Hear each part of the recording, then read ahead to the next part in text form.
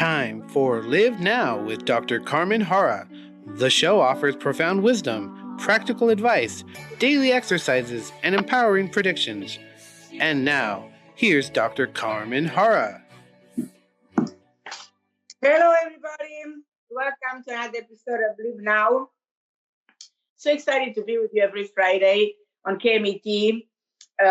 It's a calling show, as you know very well. So my great pleasure is to communicate with you directly, to share my opinion, to give you my insight into your problems, and to communicate is the most a significant part of the show. Now, the topic today is always, I'm trying to come up with new topics. It's an interesting one. The wisdom of resolving problems, because life is a series of tasks that we are given to resolve. All kinds of tests. Tests about your health, your family, your finance, your love life. And truly, you know, problems have a very curious way of coming in and unexpectedly putting us in difficult situations. And it happens that problems sometimes happen at once, then pile up until we get overwhelmed and frustrated, and we have no answers because there are way too many. It's like one thing leads to another. One bad experience brings other bad experiences, and we feel like everything is so complicated that we have no answers. So, like all things of life, problems are not permanent. Nothing is permanent, and nothing is forever. So, but the issues that sometimes you are experiencing come with an expiration day. Everything comes with an expiration day. And you know, reality is that usually there are very simple solutions, way simpler than we can imagine. But we get so convoluted, we get so trapped into those issues that we make them look way more difficult and more painful than they really are. So I said, let me explain you and give you hints and give you, at the end of the day, the wisdom behind different problems and the wisdom behind problem solving. Because in everything in life, wisdom is the way to look and is the solution to everything. And if you want to call in, as I said, this is a call-in show. The number to call in is 951-922-3532.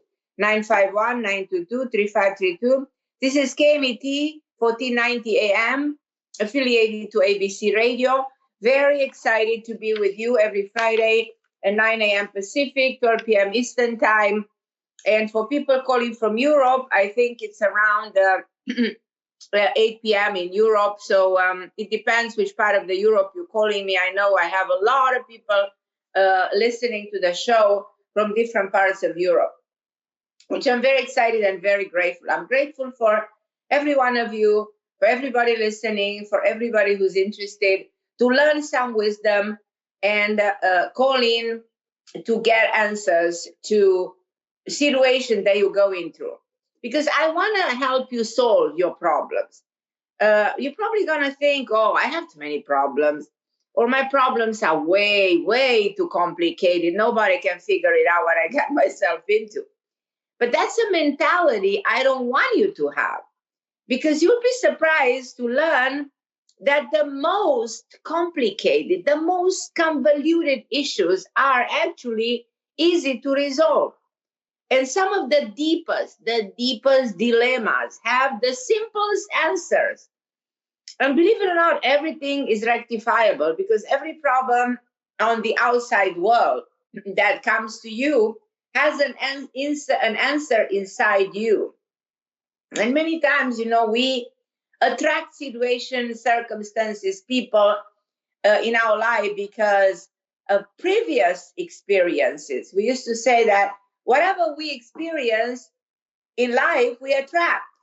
And if we keep on experiencing difficult situation, we keep on attracting difficult situation. If experiencing divorces, you keep on attracting people that you end up divorcing. If you experience struggle with money, you will continue to struggle with money because you will experience circumstances that lead to financial issues and financial struggle.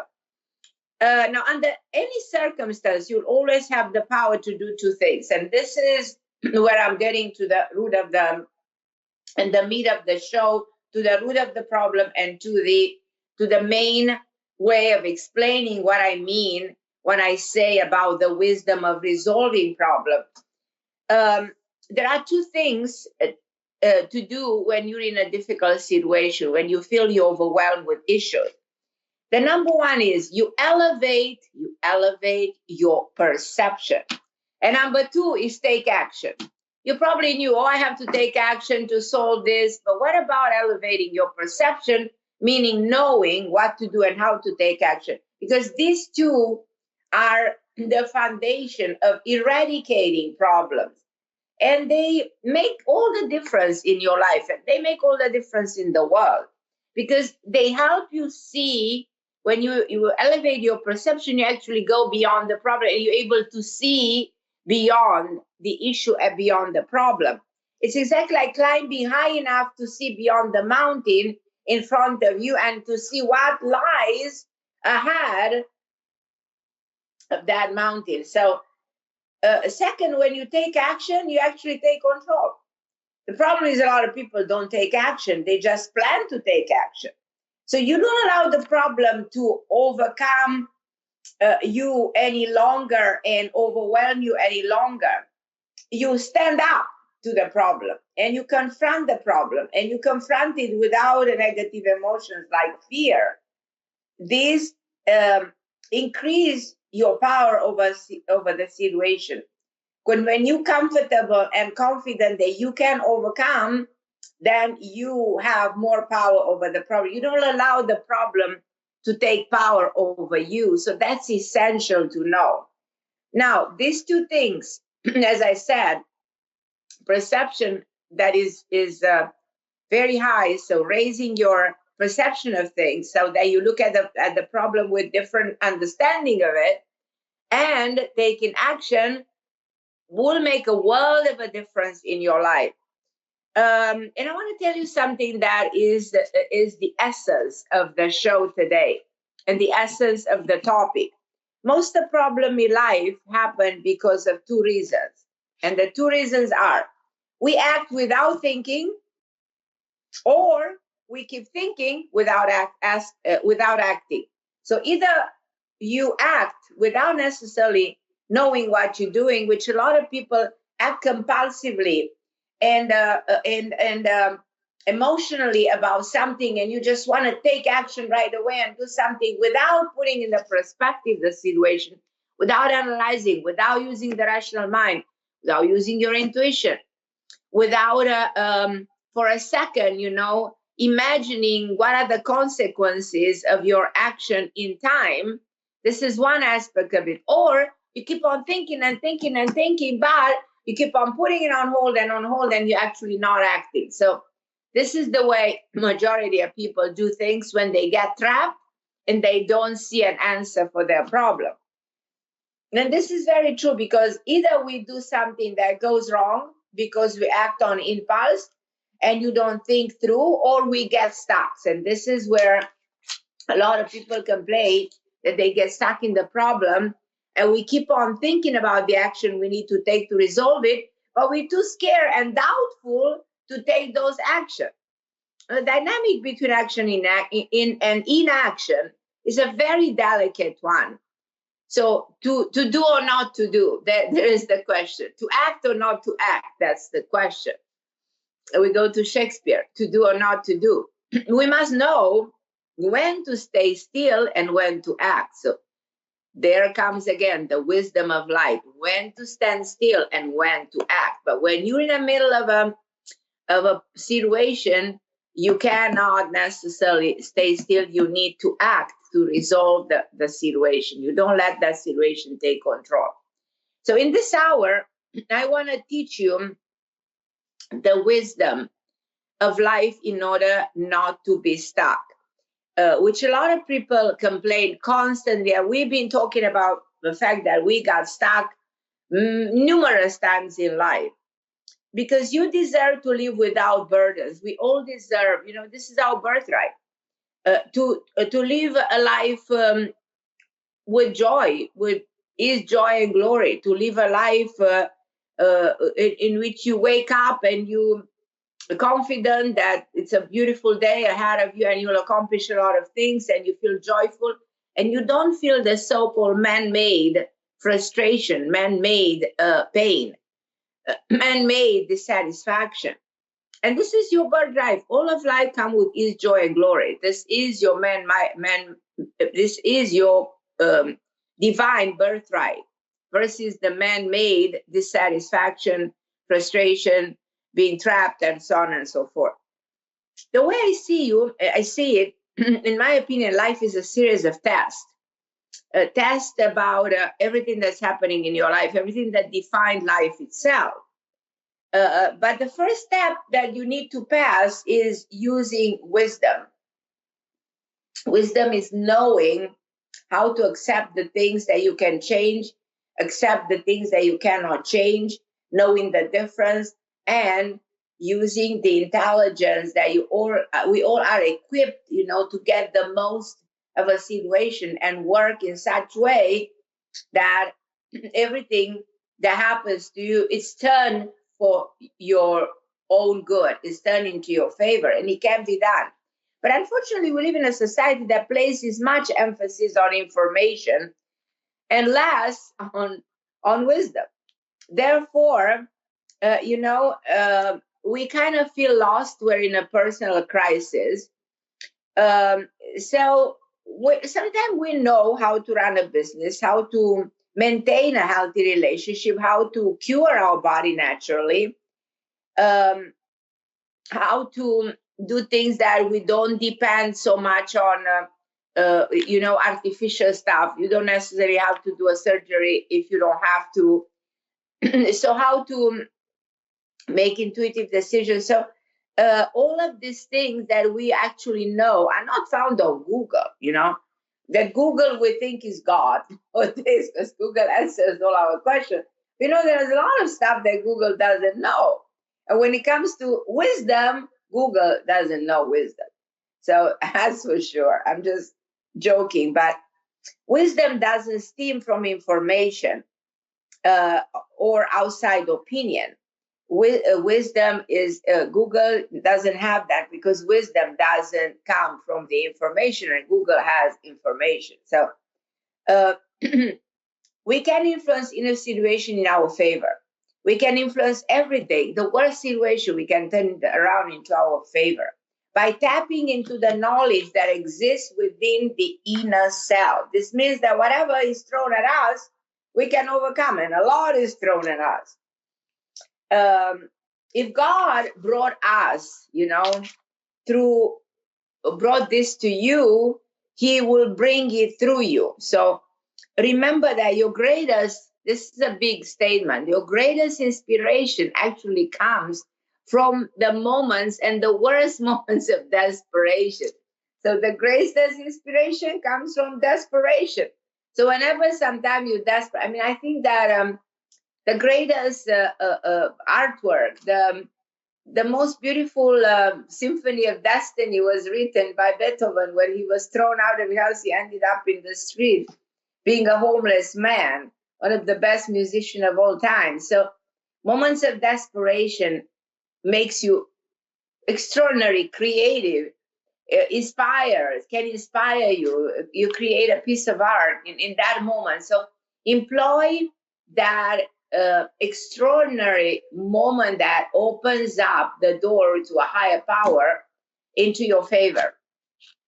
And I'm going to go and talk to you a little bit about the wisdom of personal power, the wisdom of detachment, and indirectly, detachment coming from forgiveness, the wisdom of endurance that exists within ourselves and is pretty much incredible.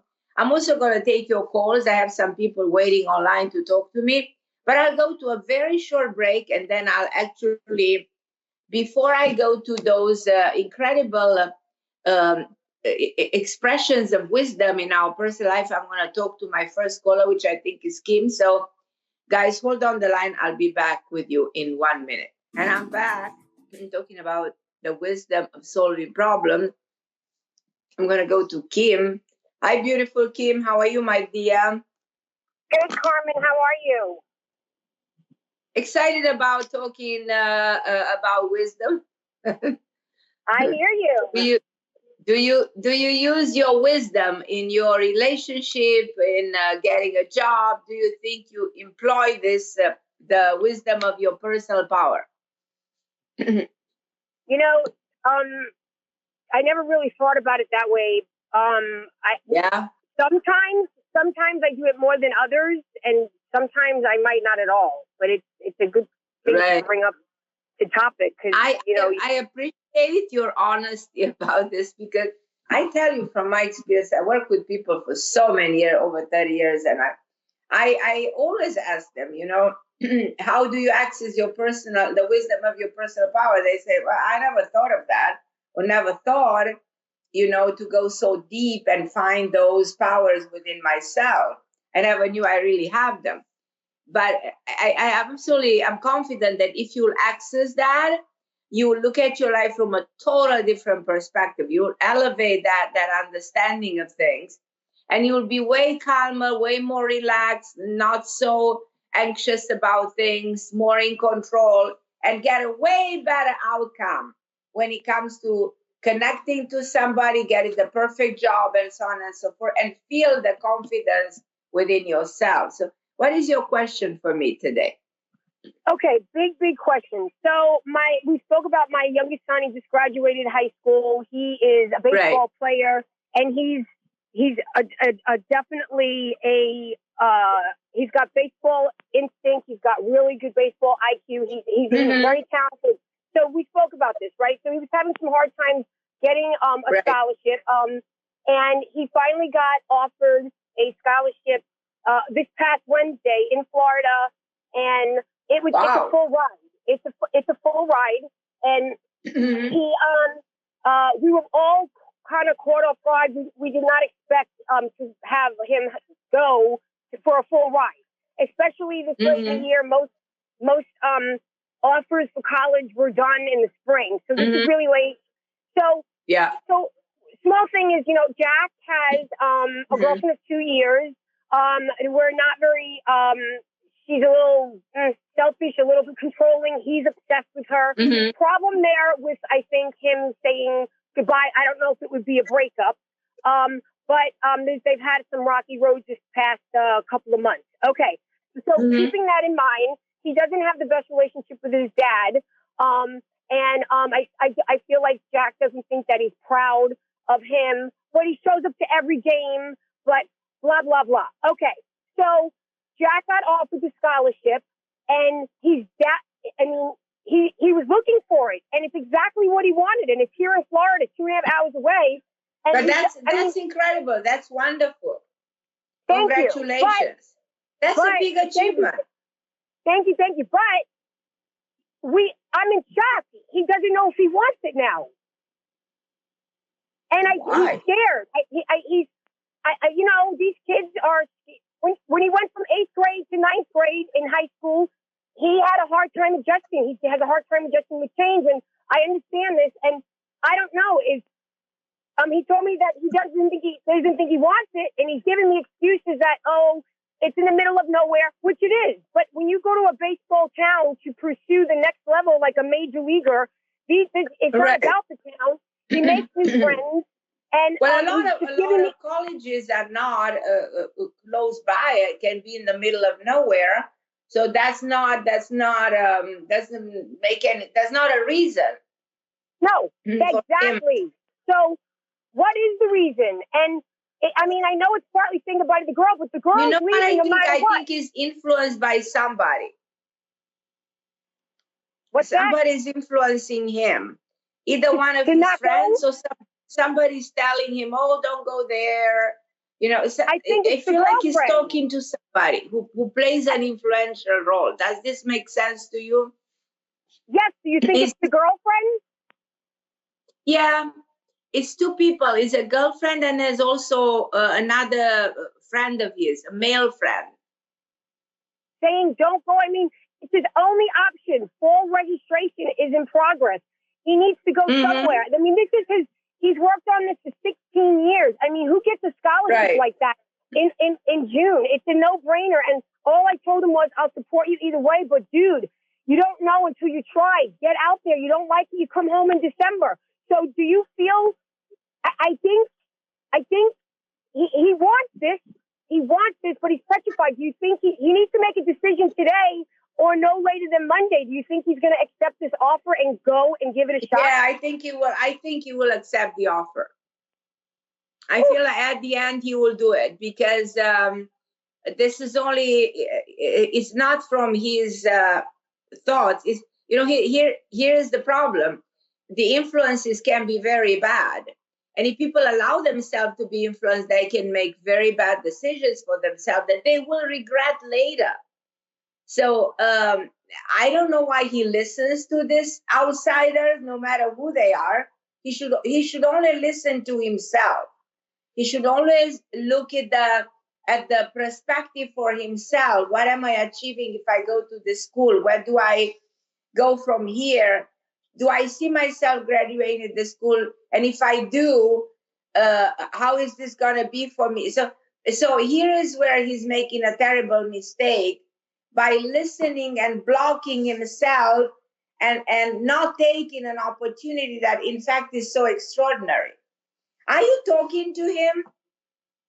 Well, I am, but Jack is a very stubborn kid, and there's a lot of people that love him. He's got a lot of fans, and there's a lot of people like, oh my God, how did it go on Wednesday? So I said, oh, he got a full offer, and everybody's calling and congratulating him. And he's opening up to a few people saying, yeah, well, Jamila, nobody. I said, Jack, that's not an excuse.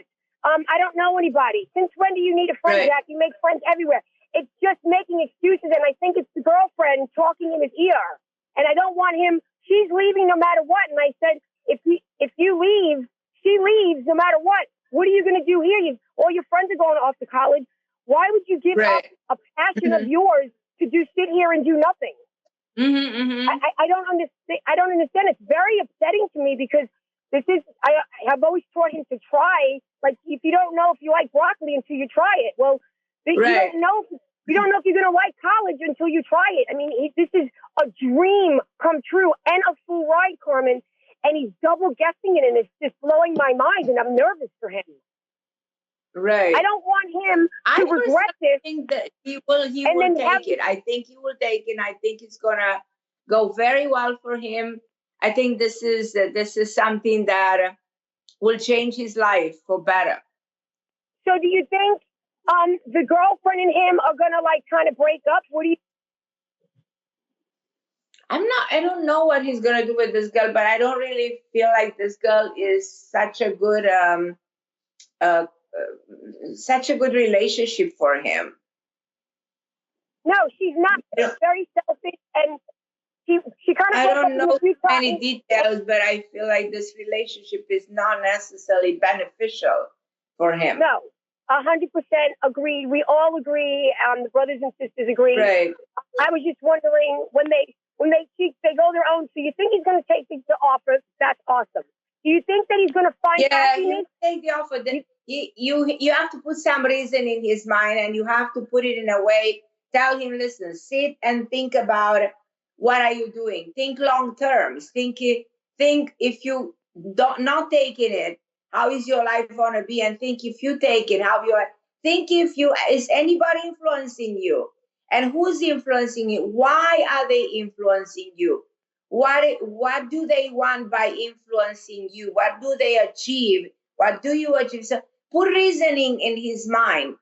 Talk to him not in a domineering way, like a parent who wants by all means to force him to go, but like his best friend, like somebody who cares, wants to open up his mind to a reality that he refuses to see.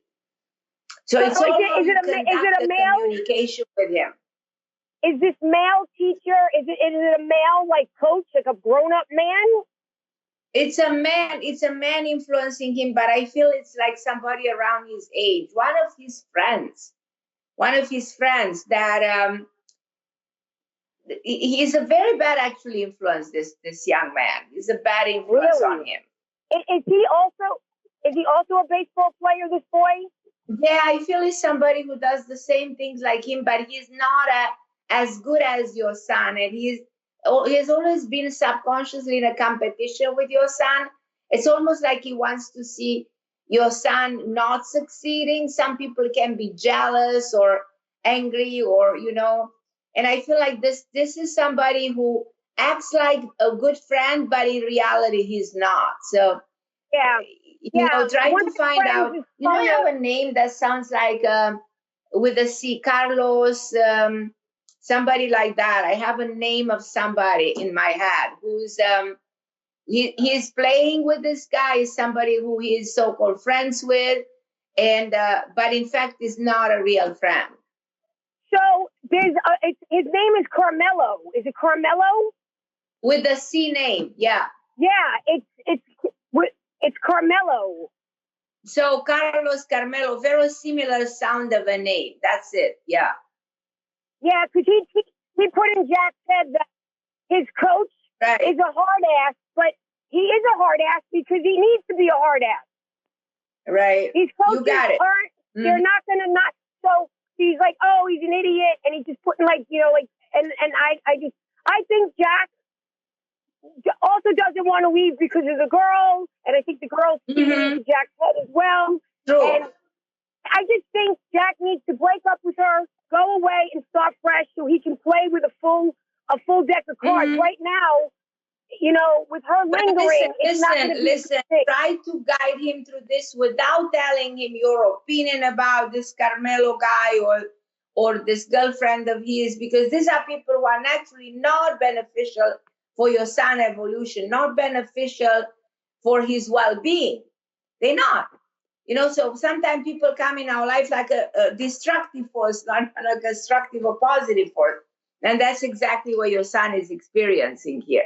Kind of sad, but it's true. It's a reality. So you as a parent, how can you mitigate? How can you handle this in a smart way that you make your son elevate his perception about the reality and make him take the right action and not allow anybody to interfere in his progress, in his future? I've said enough. I keep repeating myself. I think I'm aggravating it. I'm letting it lie. There's about but don't you're doing it as a parent. He's not going to take that from you. If you either ask somebody else to put some sense in his head, who is he listening to? Obviously, he's not really listening to you right now because you are the parent that he thinks is dominating him and is forcing him, and so he's rejecting you. Who else is he listening to? I called 2 people up. He's not close with his dad at all, but I did call up 3 of his friends' dads that look highly up to him. They're like his number one fans. They encourage somebody that he is either in sports that he's listening. So somebody who he admires, somebody that he's in good terms, somebody that he can open up his heart and make him see. So think a little bit and have a conversation, and that person will make him do the right thing. Okay.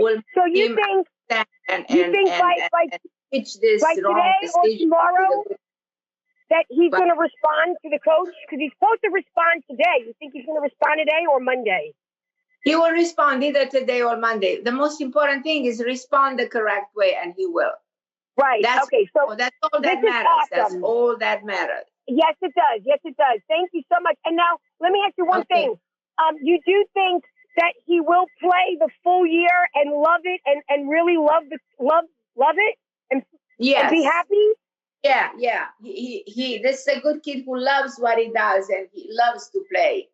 No question about it. This is something that is in his DNA. He loves it. He's good at it. Very smart, very beautiful, very charismatic. Your son, he's amazing. Thank you. Thank you so Congratulate much. you You for made having my a day. wonderful son. You made my day. I just didn't want him to pass this opportunity up and then have regret on his shoulders forever No, and he always will wonder. not. We're not going to Good. allow that to happen. He This needs is help. awesome. Think of all the people who can put sense in his head right away, who can talk to him and who can make him do the right thing, because he's just confused because of the wrong influences, which is very common. It happens all the time. I know. Okay, my I love. know. So Well, I thank hope, you so keep me much, posted. Carmen. I You have a hope good it all weekend. goes in the right direction. It all plays in your favor. And your son will go there, will graduate, and you will be very pleased and very proud of him. I know that's going to happen. Can I ask you, do you think that he would actually go to the next level and play maybe in the bigger leagues? I think so, because he has all the potential to do it. And he wants to do it. This is something he really likes to do. Yeah, I was just worried that this girl is trying to stop him, and he's obsessed with her. You're right. You're right. Your fear is intuitively, your fear is based on the fact that you are right. You sense that this girl is a destructive force in his life. Unfortunately, she really is. It's sad, but she really is. Yeah. Right. Well, I just hope that he does the right thing for himself and let her go, and he just makes the right choice, at least to go and try, Carmen. You will. Thank you so much. You have a good day. Okay, my dear Kim, my greatest pleasure. So, if you have to talk to me, you think that you have something to share, you need my advice, I'm here for you. 951-922-3532. This is a calling show. I love doing calling shows because I can interact with you and we can share opinions. And this is the way, we're putting light into the darkness. We making the problem go away. We bring a new awareness about the situation that you are in. So feel free to call in, and Justin, my producer, will take your calls and will direct them to me. So this show is a calling show. So I intentionally plan to make it a calling show so I can be instrumental in helping you and being at service. But as I said, today I talk about the wisdom of problem solving. It's important to understand to employ wisdom in everything about life. And I was writing down some of my ideas, and I was telling you before I talked to Kim about the wisdom of personal power, because it's normal to feel powerless in the middle of the problem. When you're in the middle of the problem, you feel like you don't see anything, you don't know how to get out. But it's not advantageous, and certainly does not help to solve that problem by allowing yourself to feel without any resources. The wisdom of personal power reminds you that you are born shining. You are born with that light. You are born with the unique ability to see beyond the darkness. So which of us, we are inherently powerful, and every individual possesses a power that is unique to himself. But many of us, we haven't figured out that power. You said, what are you talking, Dr. Harra? Which power exists within me? Because I really don't see it. And sometimes, the fact that we haven't figured out our power makes us feel unworthy, unable to surpass self-imposed barriers. And when this happens, you must recognize, that you have to do something, and you must recognize that without tapping into those personal powers, you're not going to move forward. Now, no matter who you are, you need to discover your natural talent. You can utilize them to your advantage. And I promise you that those natural powers within you, if you access them, if you unleash them, you will solve no matter what kind of problems you have. Now, there is the wisdom of forgiveness, and forgiveness works hand in hand with detachment. I don't want you to get attached to difficulties. I don't want you to get attached to the problem. I don't want you to get attached to anybody who's not good, to anything that's not to your good for your well-being. So this wisdom urges you to forgive those that hurt you and forgive yourself, because forgive is detached. So this is where forgiveness goes hand in hand with detachment. When you forgive, you remove yourself from the burner, from that attachment that is unhealthy. Whenever you detach, you forgive, you detach from the pain associated with that, from the pressure of the past, from situations that block you and stop you to move forward. Forgiveness in me is a healing source, is a grace. It's the grace that can save your life. It is the extraordinary ability to overcome anger, resentment, bitterness that will translate into physical disease. In other words, if you don't learn how to forgive, you can get really sick. But letting go of this negative emotion that can actually get stuck within you, you will feel emotionally free. You will you will get into what is called a healthy emotional flux. So if you want to become unblocked and unburdened, then forgive, then detach. And you will no longer feel trapped. And all of your problems, resolve themselves in an easy way.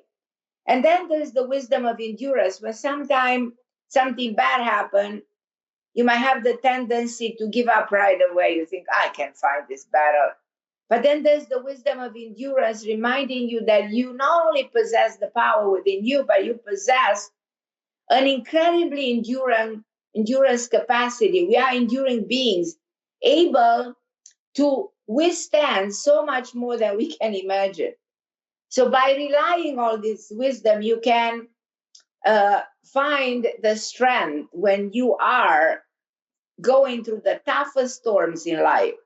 So when you suffer crisis, of the worst kind, what can actually help you is endurance to see through the crisis. And boy, there are crises in life that are very difficult to deal with. But you are able to overcome any challenges if you remember that you have that endurance and you have the wisdom of endurance within yourself. Most important thing, remember, your problems are purposeful and not accidental. So all your problems come because there's a reason. They are not by accident, and they are given to you not to knock you down, but to rebuild you, to make you stronger, more resourceful than ever. That's why we used to say, what doesn't kill you make you stronger. What doesn't kill you make you stronger, just a little longer. So remember, those words became a beautiful song. So in addition to this wisdom, I believe the right kind of speech can empower you. Remember always that words have such power when you go through a difficult time. But I'm going to go and take your call. Before that, I'll take a very short break, and then I'm going to go to Julia. And I'm back. I'm back. So we were talking about words. I want you to repeat after me. My pain is momentarily. It does not span into my future. This situation is teaching me a necessary lesson. Through this hard time, I am learning and evolving. I have the power to turn this setback into a victory. My path is clear. I know exactly what I must do. My suffering is heard. I will be rewarded with joy. I will resurface after this storm, stronger and better. Determination and ambition surge through me. An unexpected blessing awaits me. I welcome it with open arms. Say this every single day. Find your own words to express this kind of a powerful words and powerful statements. So you will see how the energy is shifting in your favor. And I want to also remind you that my new book is ready. This is my last book. This was the book before. This was another book. This was another book. This was my first book. I'm showing you some of my books. But the new book that's coming is actually my 10th book. Very excited about this new book that's coming. And it's going to be available everywhere. I just finished it. It's going to take a little bit of time to be out there, but I will let you know. And I'm very happy that I finally the book is ready. And I hope you're going to love it when it's out there. But I'll go to Julia. Hi, Julia. How are you, my love? Carmen, great to hear you again. How are you doing? Good, my love. You? Yeah, I'm fine. I just came to visit my grandma. I'm with my family, so all good here. Good. Yeah. Good. So, Carmen, you have all the time the topics that are, it's like they are meant to be for me. I don't know how to say it. You talk today about the wisdom. Good. I'm glad. I learned from one of your books that sometimes in life you don't get what you want, you get what you need. And it's true. I love that because we might want something, but then we might need something else, and we are not so wise as persons. So we used to say that God doesn't give you what you want. God gives you what you need. Yeah. So I just called you tonight to empower me again because I don't know if you remember the discussion. Yeah, you remember? What did you say about that person? About that person. It just feels so difficult to break it up like that. It is very difficult because you have feelings, you develop emotion, you feel attachment. It's something, especially when it's karmic, it's very intense. It's extremely powerful. And it's not that 1, 2, 3, I can let it go. It doesn't happen this way. Okay. And it opens up questions within your heart. Why is this happening to me? How can I handle it? Yes. But Carmen, this is a karmic stuff that I have. Yeah, this relationship is karmic. Oh my because God. It's so intense. And I remember kind of you told me you gave me some indication, and my conclusion was that this is that type of a karmic relationship. By this book of mine, this one, because I don't know if you have it, but this one explains types of relationship. Mm-hmm. I know, and I have it. I read them, your books. I know it. This one explains different types of relationship. Go at the karmic relationship. Okay. And read the karmic relationship, and you will understand what I'm talking about. Jesus. Because the relationships are very different in nature. And that's one of the reasons when I wrote that book, I wanted people to understand, hey, there's different types of relationship. Which one are you in? Mm-hmm. And especially the karmic ones are extremely powerful. And you just become glued to that person, and the chemistry, the attachment, and then you don't care about anything else. You don't care about that person has 10 kids and 10 wives. You just want to be with that person. Nothing matters anymore. I've seen cases. I give you an example. I used to work with women all over the globe, and I had one lady from the Middle East. And in the Middle East, men are allowed to have multiple wives. Yes, I know. And the beautiful woman who's actually moved to America, graduated a very good medical school. She became a doctor, and she falls in love with a man in the Middle East. She originally was born there. So she falls in love with this man, has 4 or 5 wives and 12 kids, okay?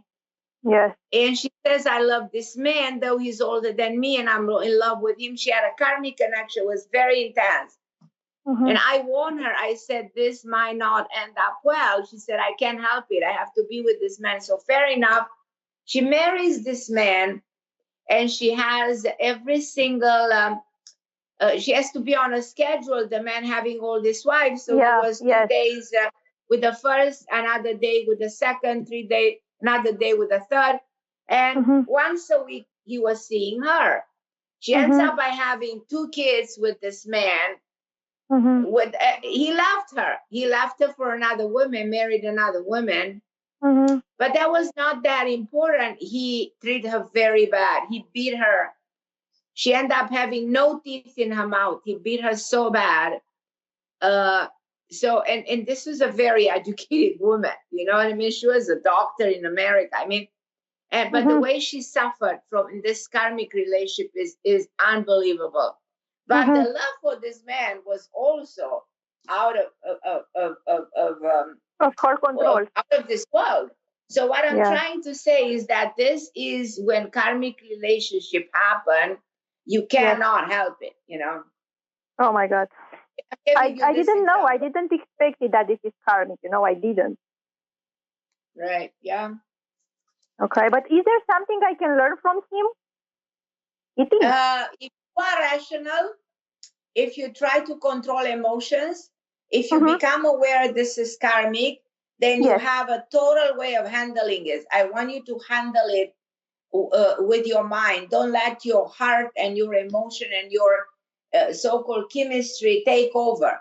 Yes, rationally control this relationship by being aware that this might not go where you want this to go. So if you're aware of this, you're not gonna feel trapped. You're not gonna feel like emotions are taking over. You know, you always have to control emotions. Don't let them take over you, over your rationale. Yes. So I'm guiding you into how to navigate through this without suffering, with less suffering, you know? With less suffering. And being able to remove yourself when the moment of removal will happen, if it will happen, you know? At least if you rationalize this, you can make it work as much as possible in your favor. I see it. Yeah, but Carmen, tell me the last question I have. There's a reason why we met with people from previous lives. It is okay to run away from people who have karmic relationship. They have to meet, and they meet, and it's interesting that they meet even if they married. They married, they happily married, they have kids, they have a life, and all of a sudden they meet somebody else, they have karma that kicks in, and that makes it extremely complicated, painful, difficult, and they have to go and sort of figure it out, that karmic imprint, and they have to make it in such a way that they don't ruin what they already have. In many cases, they do ruin everything. Yes, I know. By not being with the person that they had to solve their karma, so it's pretty tough, tough. Yeah, because is this okay to run away from something that is karmic? Now, karmic relationship suddenly might die when the karma to closure. You look at that person and you don't see anything there left anymore. Yes, you know. I know it. So you just look at him and say, "What was wrong with me? Yes. Why did I do what I did? Why did this all happen to me?" You understand? So I understand you perfectly. Yeah, this is something that I want you to become aware of. It. The karmic relationship might end abruptly the very moment that karma between you two came to an end. So there's a lot to discuss, but I'm coming at the end of the show. I know. Thank you, Carmen. Keep me posted on this one, and I'm here to guide you, okay? I love you so much. You are a star for me. Julia. So I love you listening to the show today, episode Live Now. I hope you enjoyed the show. If you have questions, comments, write me at Carmen Harra as well. Email me, Dr. Carmen Harra. Follow me on Instagram, on all the social media, Facebook, Twitter. I'm everywhere. I did recently a TV show that is interested on how to stay away from negativity that you can watch on my social media page. I love you guys, and I'll be with you next week on KMET ABC Radio. Thank you for listening.